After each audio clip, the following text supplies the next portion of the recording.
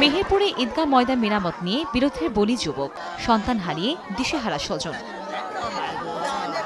কয়েকদিন আগে মেহেরপুরের গাংনী উপজেলার নামলঙ্গর গ্রামে ঈদগাহ মাঠ মেরামতের সময় ট্রাক্টর ট্রলি ঘোরাতে গিয়ে গোরস্থানের গেটের কিছু অংশ ভেঙে যায়। ক্ষতিপূরণের দাবিতে চরগোয়াল গ্রামের লোকজন বুধবার দুপুরে রামনগর গ্রামে গিয়ে ট্রাক্টর ট্রলির চাবি কেড়ে নেয়। এ নিয়ে বাজারের একটি দোকানে বসে মীমাংসার আলোচনা। এক পর্যায়ে দুই গ্রামবাসীর মধ্যে বাকবিতণ্ডা শুরু হয়, যা পরবর্তীতে রূপ নেয় সংঘর্ষে। এতে হৃদয় ও জান্নাত আলী সহ বেশ কয়েকজন আহত হন। তাদেরকে উদ্ধার করে হাসপাতালে নিয়ে গেলে হৃদয়কে মৃত ঘোষণা করেন চিকিৎসক।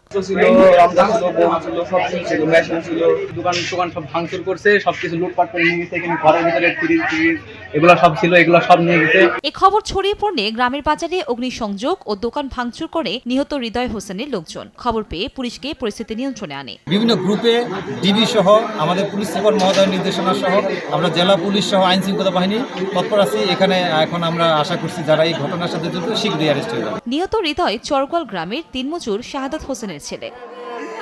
সময় সংবাদ, মেহেরপুর।